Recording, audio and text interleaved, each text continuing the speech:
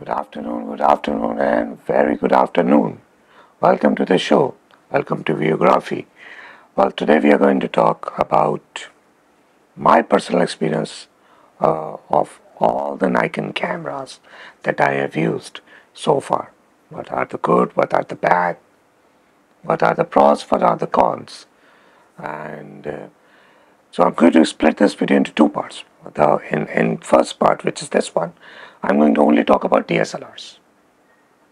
And in the next part, I'm going to talk about the mirrorless breed. Alright, so let's divide into two sections so it will be easy for you to get along with. Let's start with the DSLRs. My very first camera was D5000, and I just went to the Carrefour for buying the camera. I was supposed to go to US in 2010, so I was very excited for holiday trip. I got my visit visa for USA, so I thought, okay, let's buy a camera. So I went to the Carrefour, and the salesman just gave me D5000, and I was like, okay, that's good enough. I had no idea what D5000 is. I have no idea what was full frame and composite, nothing, nada. So in 2011, I went to US again, and in that time, I tried to upgrade the camera. So I upgraded to, and I went to the store, camera store, and he put two cameras in front of me, which was D7000, which was new release, and D700. As a user of D5000, and I was like, okay, D5000, so D7000 is going to be upgrade. But when I checked the price of D700, it was $2,000, whereas D7000 was around $1,000. So D7000 was $1,000, D700 was $2,000. And I was checking the camera specs, and I saw that D700 has no automatic option in it. So why it's expensive? And I was questioning myself. That's how dumb I was. And I was questioning myself that this $2,000 D700 do not have the automatic option, whereas D7000, which is cheaper by half the price of D700, do have that automatic option. And I was using D5000 as an automatic option initially when I started the photography. So I bought the D7000, and I came back to Dubai, and I was showing my camera with fellow photographers. I'm like, well, let's see, I upgraded from D5000 to D7000. It's good. It has this and that. And the people were like, one of my friends said, is it a full frame? And I was like, what the hell is full frame is? I have no idea. And my fellow photographer was a Canon shooter, and he was using Canon 5D Mark II. He said a full frame is bigger sensor, and then I was questioning myself, what the hell I did. So I started searching, googling. Then I found that D7000 is a crop sensor camera, 16 megapixel, and D700, which I saw $2,000 in USA, it's a full frame camera, and it's one of the best DSLR in the history of Nikon. But I used D5000, it was an okay camera for me. Upgraded to D7000, it was 12 megapixel to 16 megapixel. It was kind of advanced for me, more autofocus points, more megapixel, but the ISO performance was terrible on D7000. And I was like, nah, I didn't like it. So I decided, and after learning what full frame is, I decided to go for it, and I bought my first D700, which is still with me. And when I shot the very first frame from D700, that feeling that camera gave me, that D7000 was immediately just out of the picture. Like immediately. Of course, I had to sell my D7000 in order to get the money. First, I sold my D7000, and I put some money, and then I bought the D700. And man, the image quality, the feeling of operating the camera, the shutter sound, more autofocus points, broader IU viewfinder, everything was so different about D700, which completely let me forget the D7000, which was crop body. And I was like, man, I am glad I switched from D7000 to D700. Even, when I was at the shop in US, and I was so dumb that I was like, D700 is a smaller number, D7000 is a bigger number, so why the smaller number is higher in the price? That's how dumb I was. But I learned that the smaller the digit in Nikon nomenclature, the expensive the camera is. So D3 from which was single digit camera, it was more expensive than D700. So the 1000 series from Nikon was the cheapest, the 100 series was mid-range, and the single digit DSLRs were the most expensive. That's how Nikon divided their DSLR line. So I used D5000, D7000, then before I upgraded to D700, I'll come back to the D700 in a minute. Then I used D7100. D7100 have the very good white balance. Now we are going to talk pure about camera and its performance. D5000 was just entry level and I didn't like at all. I used after that D5200, which was okay, more megapixel, I believe 16 it was. Then from D5300 to D5600, it's just the ISO performance was increased, the megapixel were the same, 24 megapixel. But the camera in the APC lineup, the camera that I really liked was from D7000 series, which was D7200. But before D7200, I bought the D7100. D7100 was only having the ISO performance, which is 6400. At that time, it was not good for me, but I experienced that camera. But when the Nikon released the D7200, D7200, that camera really like pushed me to the wall, and I was like, damn, that camera is so damn good, even in low light, with 24 megapixel, which is equivalent to 54 megapixel in the full frame language. D7200 till now, for me, the benchmark for the APS-C camera, and from normal general photojournalistic perspective, from a different perspective, and I really like D7200 because the autofocus points in the viewfinder was edge to edge. 24 megapixel white balance, spot on. You don't have to worry about the white balance. Up to 10,000 ISO, 8,000 ISO, you can use the camera easily. T7200. So I used that T7200 up to 25,600 ISO, but and I was stunned with the performance. Of course, you can convert those images to black and white to get more out from the raw file. The editing latitude that you will get from D7200, like it's killing. It's killing. Especially at the lower ISO range, base ISO, you get so much latitude that you feel like you're shooting with full frame. That's how good the D7200 is.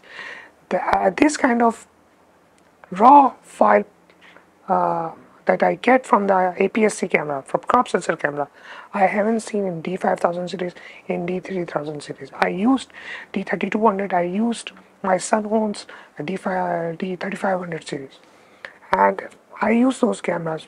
They are good cameras for the entry level, but they have sometimes white balance issues. They have the ISO performance issues, but it's okay. But D7200, it's damn. It's just damn. It has the slow auto processor. That's why Nikon released D7500. But D7500 has its own drawbacks. Why? Because it has a single card slot with no battery grip support. So that was a bummer. Although it frames 8 frames per second, which was higher than D7200, D7200 was 6 frames per second, D7500 was 8 frames per second. But I didn't like D7500, to be very honest, because the megapixel was lower. It was 20.9 megapixel first time, and because they bump up the ISO value. So D7200 was 25,600 ISO, D7500 was 51,200 ISO, so which goes up to 1.6 billion. Yeah, the ISO value of D7500 goes to 1.6 billion. D7200 I believe goes to 102,400, I believe, something like that. But native ISO is 25,600, 51,200. So that was it. And then the big boy came. The big boy was D500. When Nikon announced D500, D850, and D5 in the same year, I had that feeling that Nikon totally changed the game in their DSLR lineup. With D500 is just a D5 in a mini compact package, like literally. The only difference between D500 and D5, actually there are two differences, but the basic difference is the D5 has the autofocus dedicated processor and the advanced autofocus tracking algorithm. The D500 got the same autofocus tracking algorithm just like D5, but D500 do not have the dedicated autofocus processor like D5. So that's the only difference. Both are having the same megapixels, uh, 20 megapixel, 20 megapixel, but of course the pixel size is different. Uh, the pixel size of D500 is equal like D850, which was 4.2 micrometer, I believe, if I'm not mistaken. I'll write it down somewhere over here after checking from the sources. But when I used the D500 for the very first time, I was like, what the hell Nikon made? I was so much impressed with D7200. I thought that Nikon never going to surpass the overall package, and I was surprised by after I used the D500. D500 got more autofocus point than D7200, which is 153 autofocus points, and edge-to-edge autofocus in the viewfinder, and it has the professional build quality. The autofocus was much more, far better than D7200, and it both contains the battery grip. D500 also supports the battery grip. D7200 also supports the battery grip. So it means that I can run them with a longer battery life. I don't have to worry about charging the camera because they both carry the battery grip, and I use both of them with the battery grip. The D500 is still the best crop sensor camera for shooting wildlife action sports, because D500 gives you that approach if you do not afford the high end, the flagship DSLRs like D4, D4S or D5 or Canon 1DX Mark 3 or Mark 2. If you can't afford those type of DSLRs, you can blindly go with D500 and shoot sports action wildlife and is still able to nail the shots. For me, D500 and 200 to 500 5.6 lens is the best combo for shooting sports, action, wildlife, bird, anything. Yes, the D500 got 20.9 megapixel, unlike the D7200, which was 24 megapixel. But the autofocus performance and the high ISO performance of D500, it's so crazy that you don't want to go back, and it gives you that resolution of 45 megapixel, of which is 45 megapixel equivalent resolution like D850 and D500. They both got the same pixel pitch, so that's 20.9 megapixel, that's 45 megapixel. So if you shoot using the same lens with both cameras, you will get the same exact magnification, same resolution. That's the point. So D500 is it's the overall for me camera, APS-C camera that you can do anything with it, like literally anything with it. D500, it's so damn good.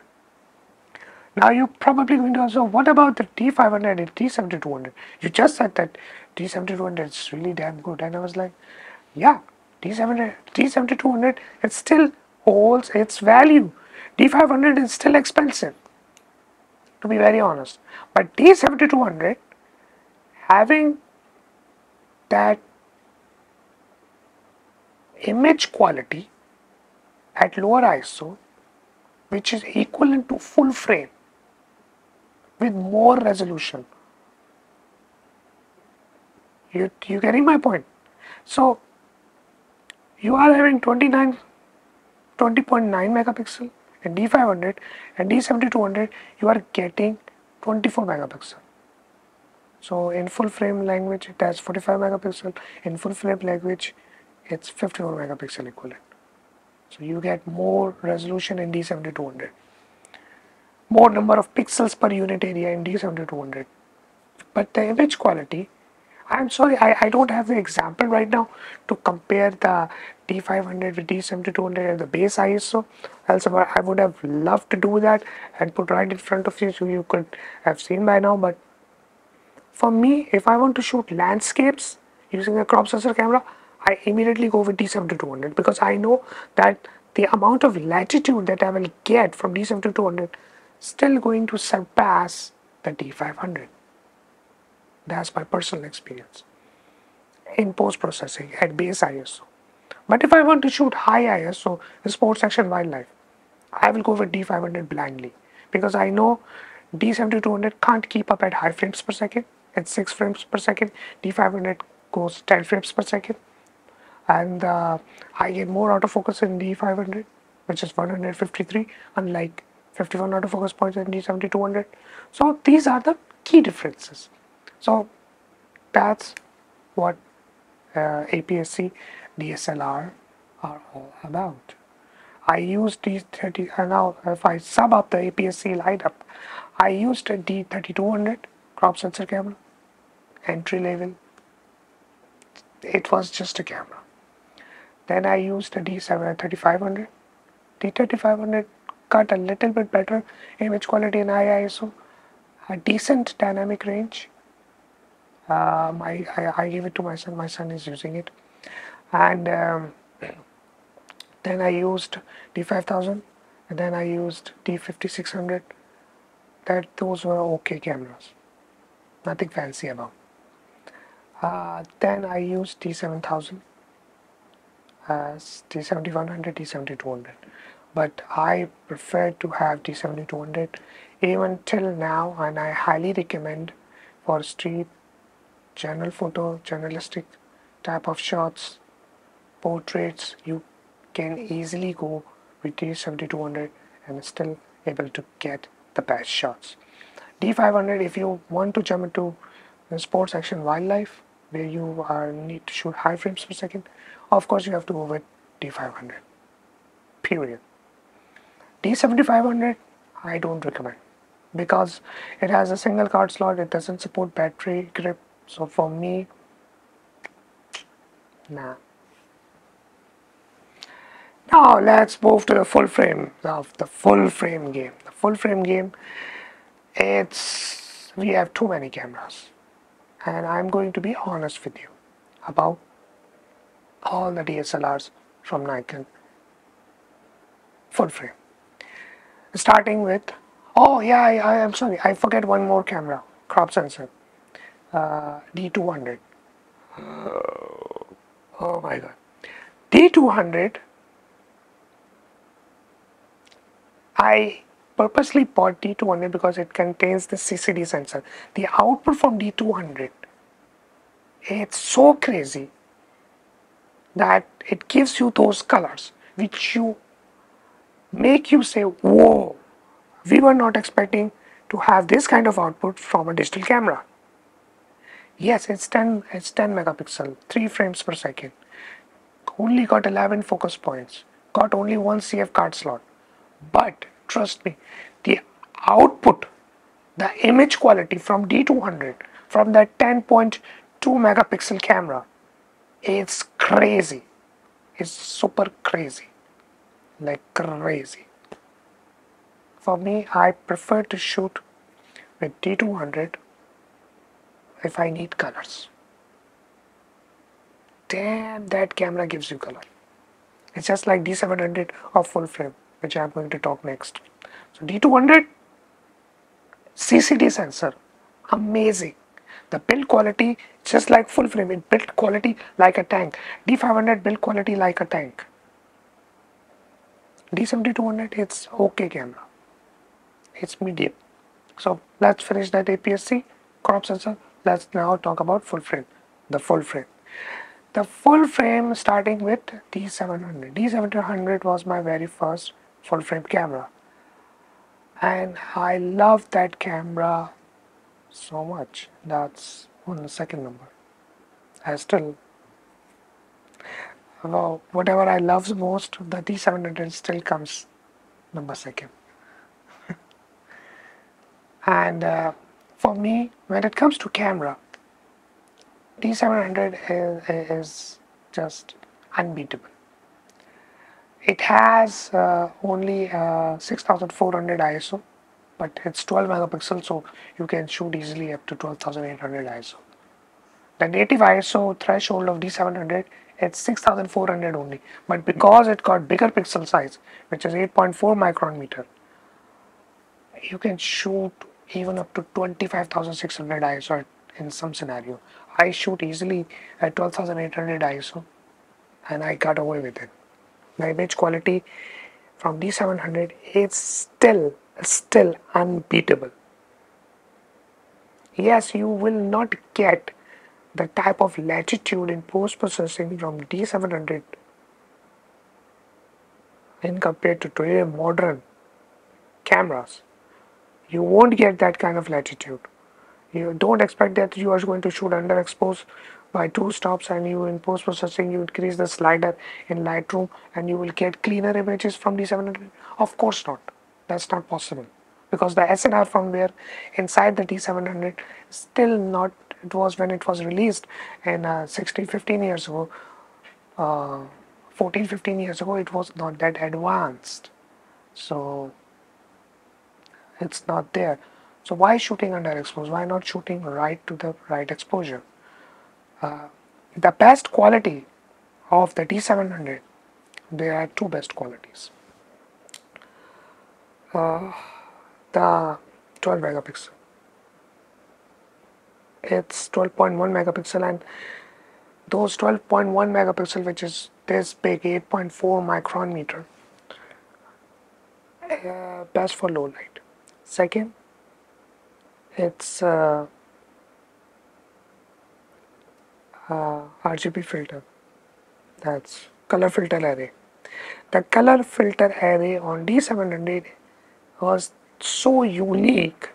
It gives you those true to life colors, which is by the way, the D700 has the CMOS sensor, not the CCD sensor, so the image quality was not that much expecting, just like CCD sensor and D200, just like D200. But on the top of the CMOS sensor of D700, Nikon put a special CFA, the color filter array, which was so special that gives you so much unique color which no other DSLR till now, full frame DSLR from Nikon, able to give you till now.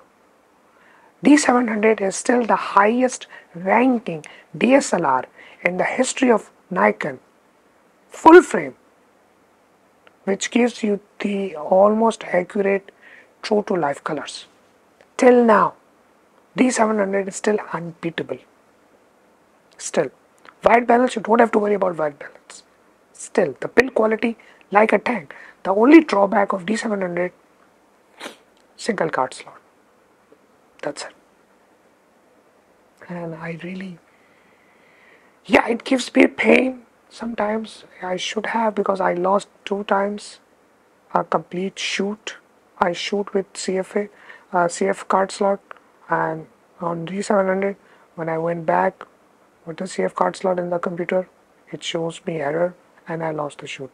It happened with me twice, both by using D700. So that's the disadvantage of D700. But the build quality is amazing. 51 autofocus points, amazing. You don't have to worry about. It's much more brighter. Those 51 autofocus points spread much more. Unlike this 51 autofocus point, it was like this one, 51 autofocus points. White balance, all perfect. It natively without battery grip, it supports 5 frames per second, but with battery grip, it gives you 8 frames per second, which is crazy. But it's one heavy camera. It's so freaking heavy with battery grip to achieve 8 frames per second. But I believe people are not using for sports action wildlife. Of course you can, but you won't get that much hit rate using this D700. It's autofocus, it's perfect for landscape, for portrait. For a sports action wildlife, of course you will not get that performance. So that's the drawback of D700. Move to D3. I used D3, but by the way, the sensor inside the D700 and D3 is the same. The only difference is the software, because in the D3, Nikon put advanced SNR firmware to achieve better ISO performance, better overall result. The D3 can shoot up to 9 frames per second and the same ISO performance like 6400 in D3. But D3 is freaking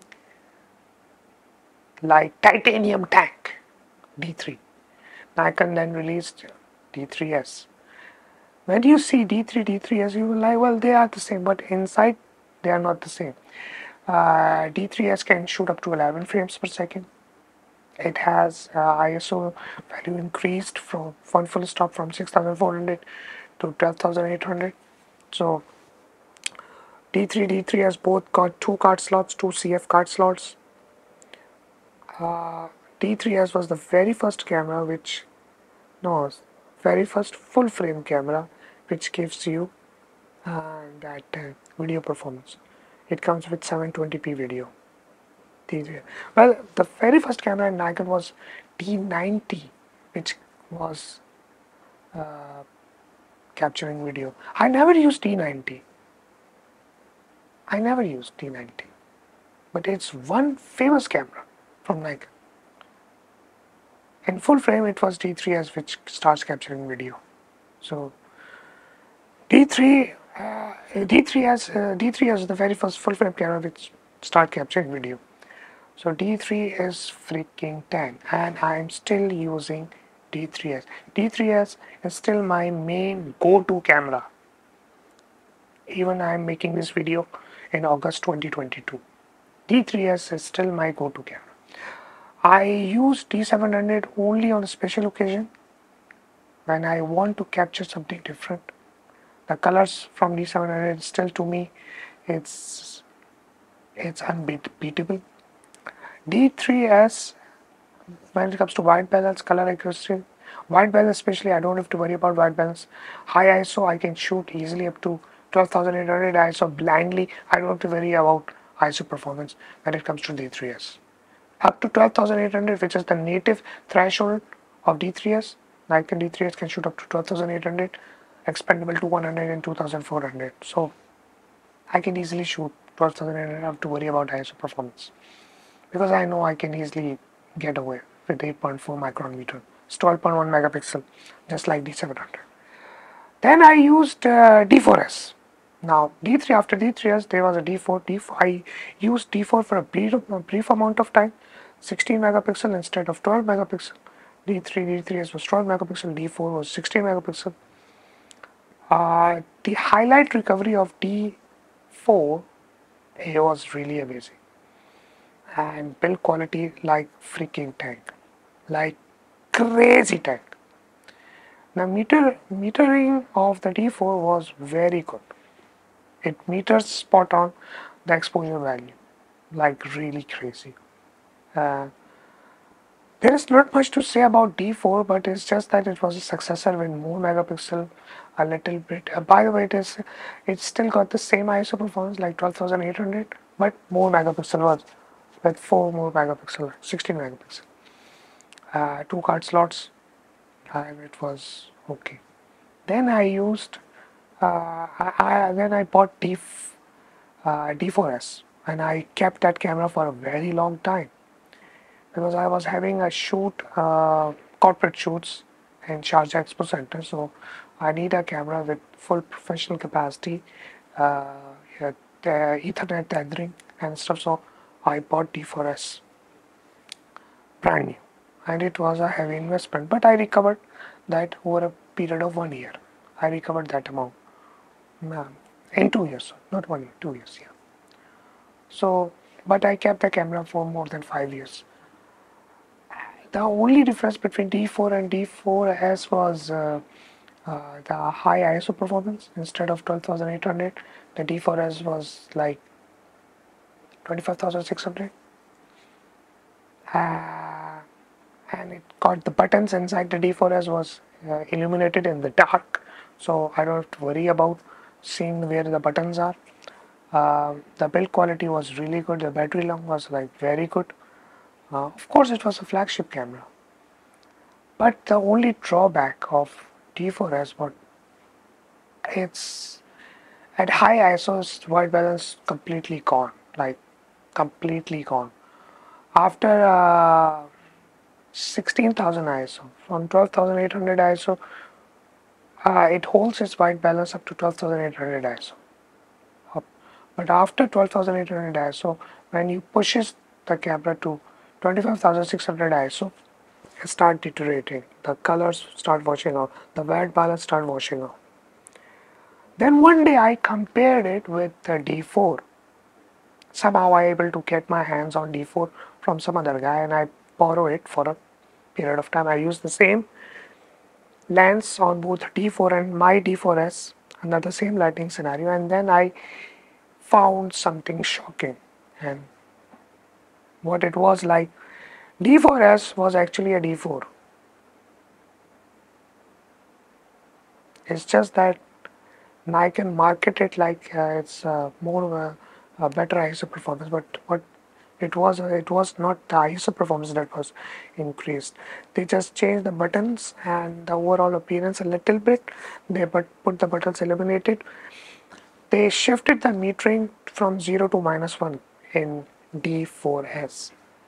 What it mean by that? What it mean by is that if I'm starting with 0 and I'm ending with if I'm starting with ISO 100 in D4 and ending at 12,800 ISO, so that's how many stops? 100, 200, 400, 800, 1600, 3200, 6400, 12,800. So like that's like 8 stops. Okay, 8 stops. In D4S they started with -1, and I verified it. So -1, from -1 to 0, 1 stop. Sorry, -1. So like instead of ISO 100, they start with 50 ISO, and they call that 50 ISO 100. So 50 to 100, 1 stop. 100 to 200, 400, 800, 1600, 3200, 64, 12,000, and then 25,000. So it's like 9 stops, something like that. So basically the ISO, and how I learned that, I found that through the histogram. The histogram of Nikon D4S at 25,600 is equal to 12,800 in D4. So it means that they just shifted the metering one stop a little towards the negative side and they started as a 0. So that's the only drawback that I found.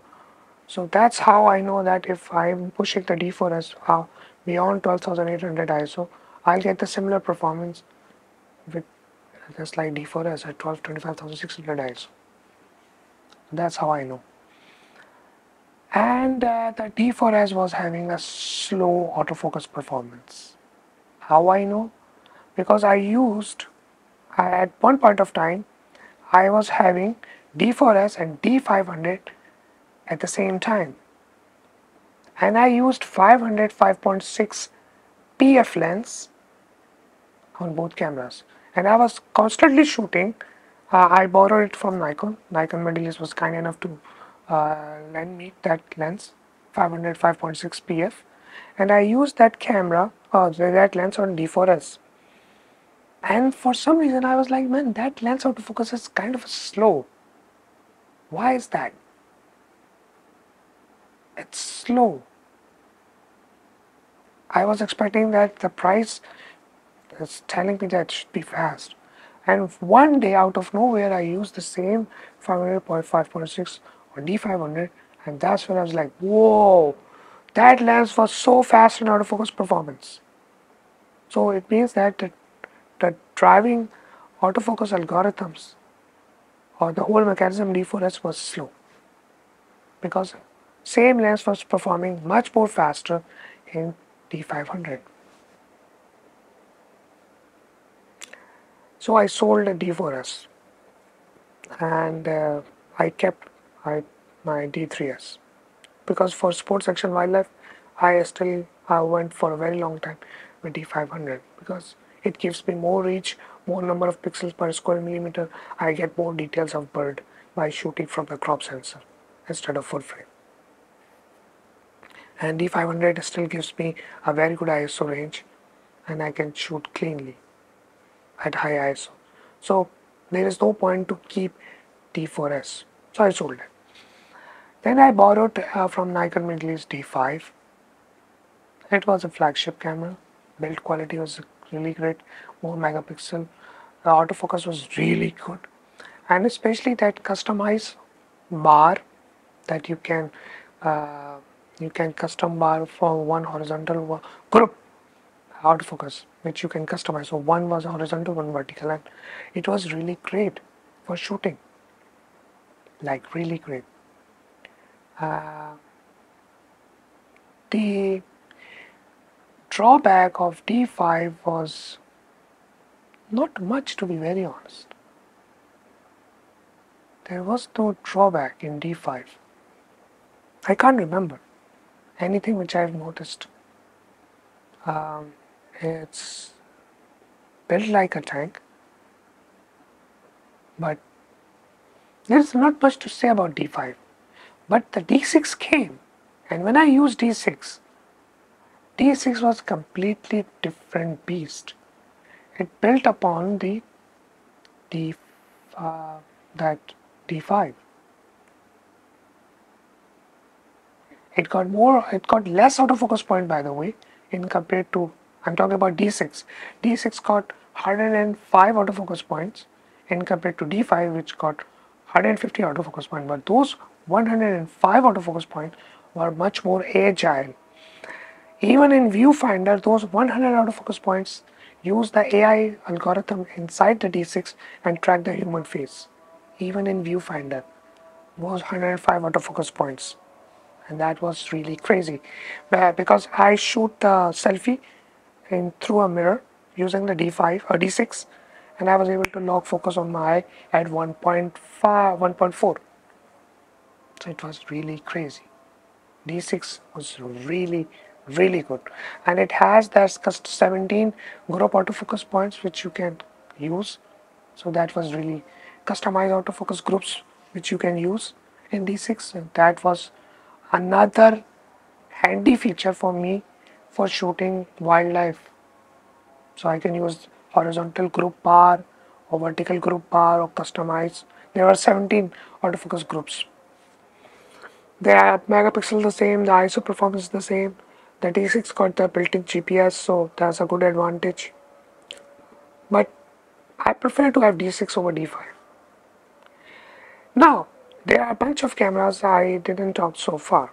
Yeah, I know, I'm coming. I'm coming. D850, I know, I'm coming.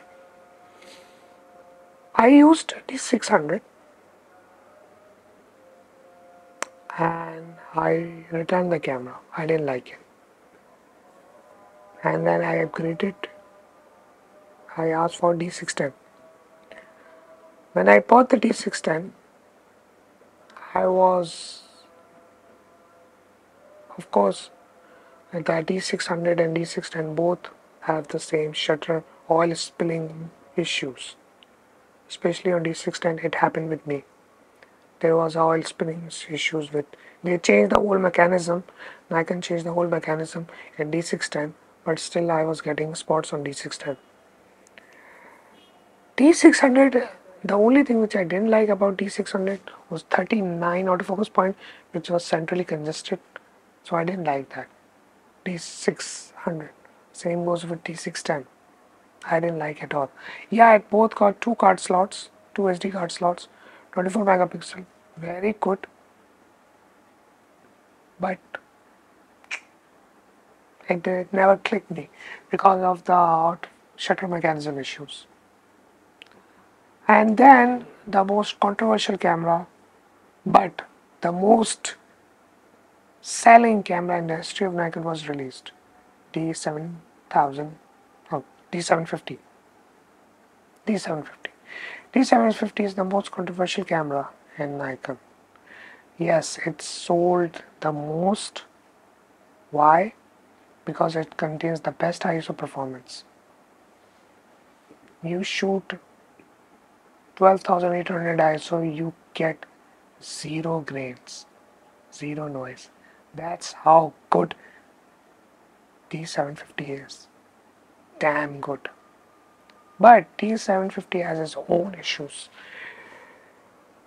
4 recalls because of different various reasons, shutter related, other autofocus module related.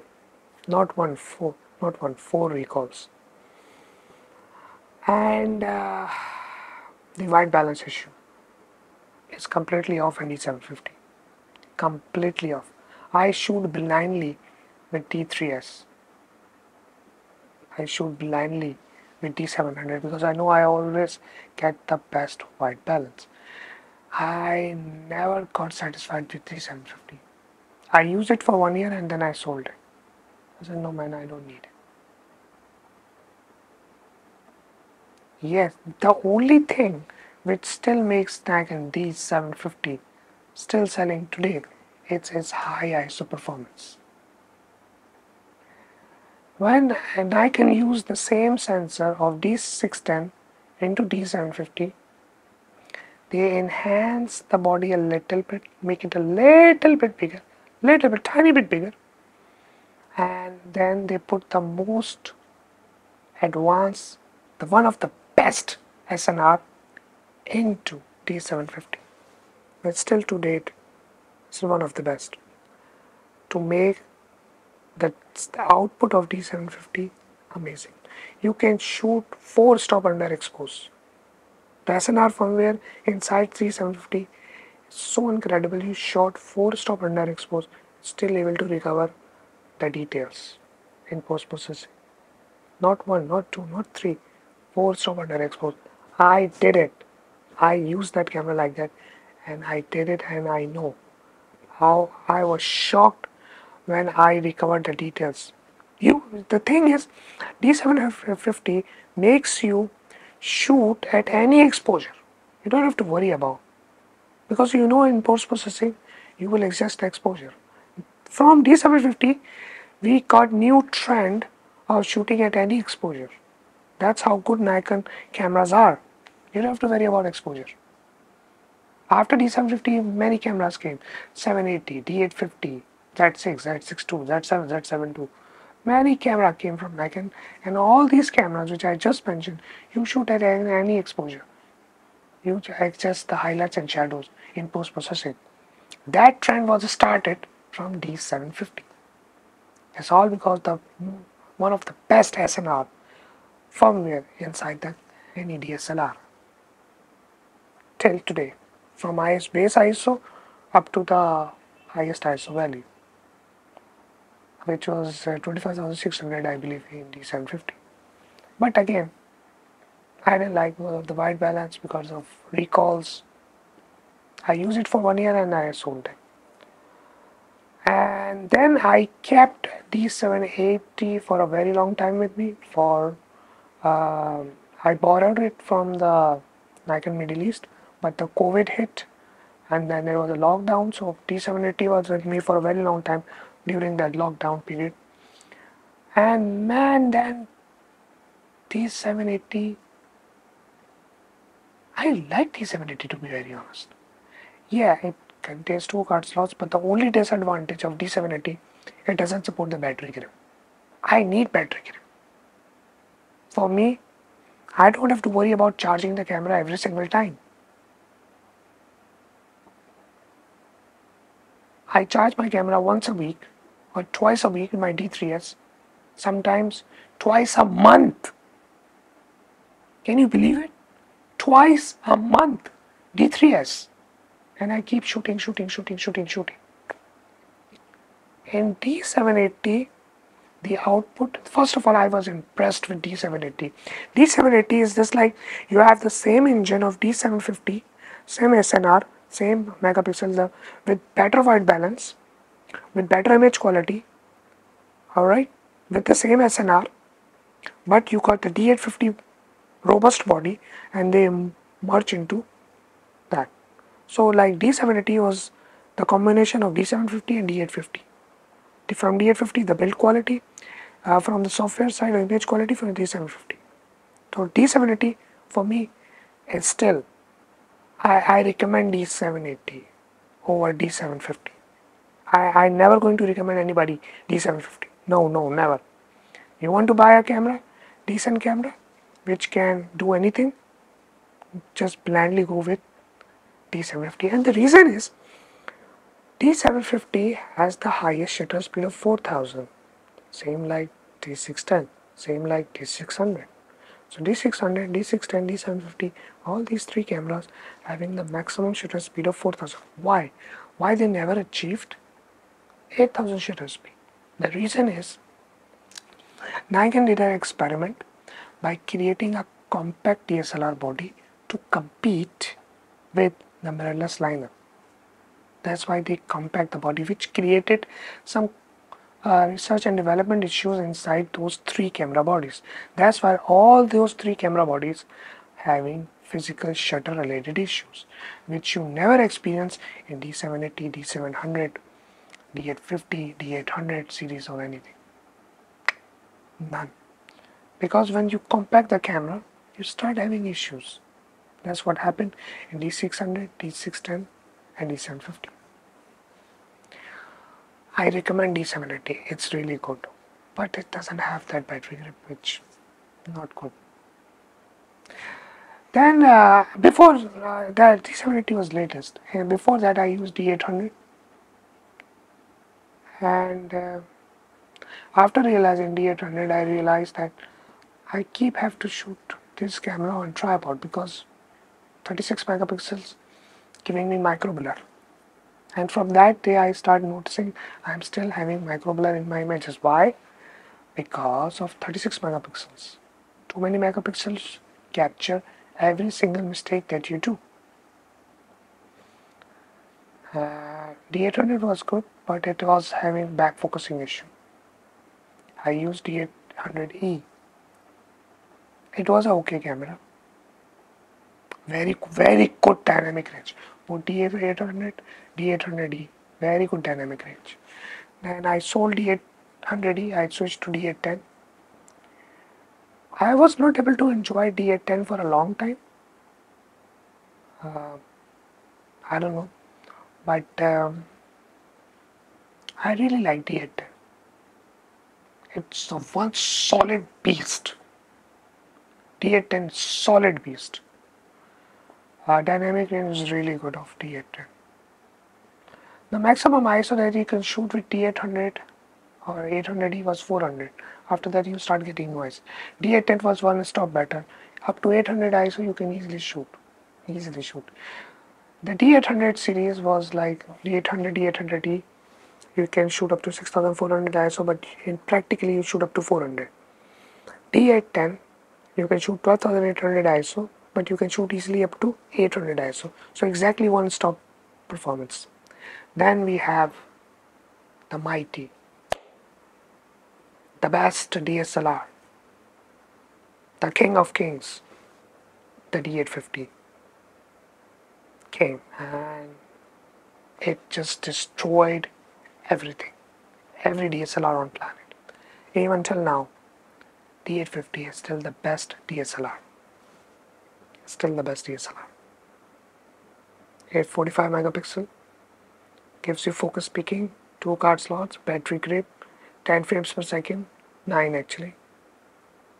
Yeah, 7 native without battery grip, 9 frames per second with battery grip. Just like D700.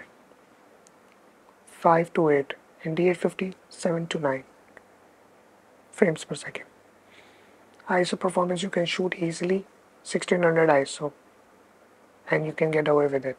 So exactly one stop better than D810. So D800 400 ISO, D810 800 ISO, D850 1600 ISO.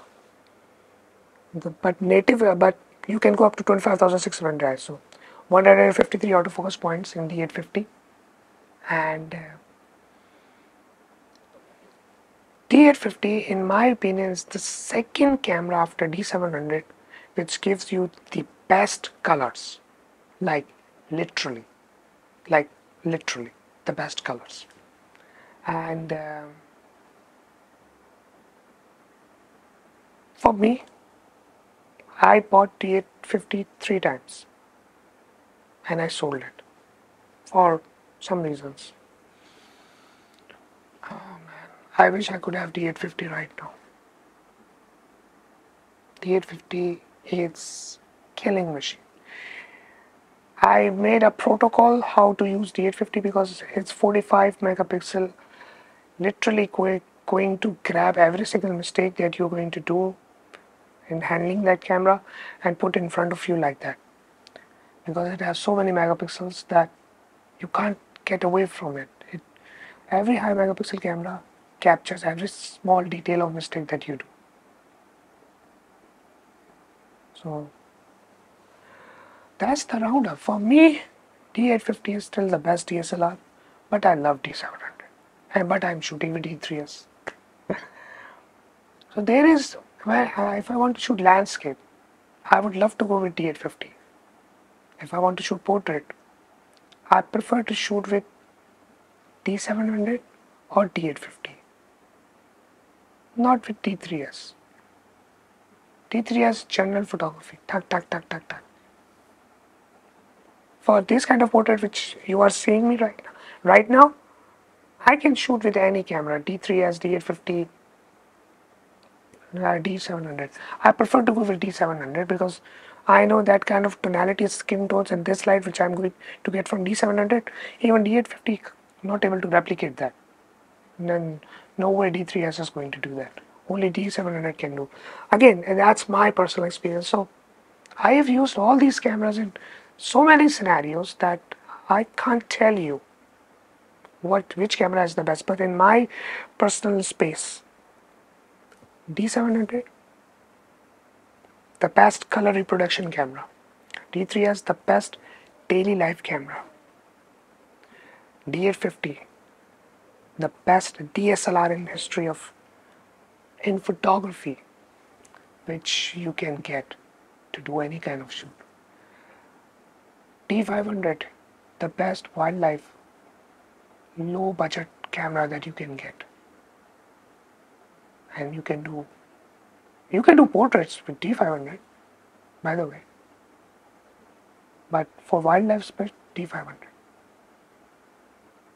What else? No, that's it. Yeah, if you want further, a very good crop sensor, low budget camera for landscape and portrait, D7200. So that makes 5. So D700, D3S, D850, D500, and D7200. So these are my top 5 picks for any DSLR that you can go and shoot with any kind of photography.